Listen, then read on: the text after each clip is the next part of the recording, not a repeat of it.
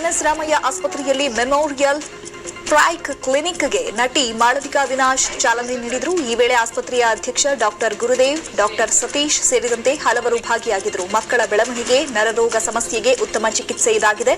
ಅಲ್ಲದೆ ಹಲವಾರು ಸಮಸ್ಯೆಗಳಿಗೆ ಒಂದೇ ಸೂರಿನ ಅಡಿ ಮಕ್ಕಳಿಗೆ ಚಿಕಿತ್ಸೆ ಸಿಗಲಿದೆ. ಇನ್ನು ವೈದ್ಯರ ಕಾರ್ಯ ನಟಿ ಮಾಳವಿಕಾ ಮೆಚ್ಚುಗೆಯನ್ನ ವ್ಯಕ್ತಪಡಿಸಿದರು.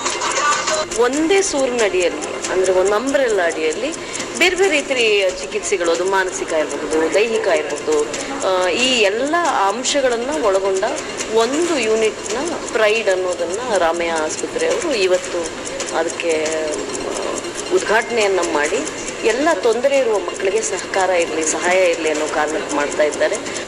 ನಮ್ಮ ಹೆಸರು ಅದು paediatric rehabilitation intervention and development clinic, pride clinic ಅಂತ.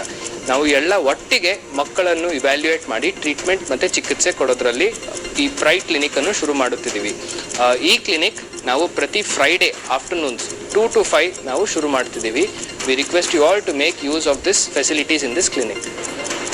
ಅನೇಕ ಕಾರಣಗಳಿಂದ ಒಂದು ಮಗು ಹುಟ್ಟಿದಾಗ ಯಾವುದೇ ಥರದ ತೊಂದರೆ ಇದ್ದರೆ, ಅದು ಅಂಗಾಂಗ ನ್ಯೂನತೆ ಇರ್ಬೋದು ಅಥವಾ ಮನಸ್ಸಿನಲ್ಲಿ ತೊಂದರೆ ಇರ್ಬೋದು, ಅದಕ್ಕೆಲ್ಲ ನಾವು ಒಂದು ಸರಿಯಾದ ಒಂದು ಹಾದಿ ತೋರಿಸ್ಬೇಕು.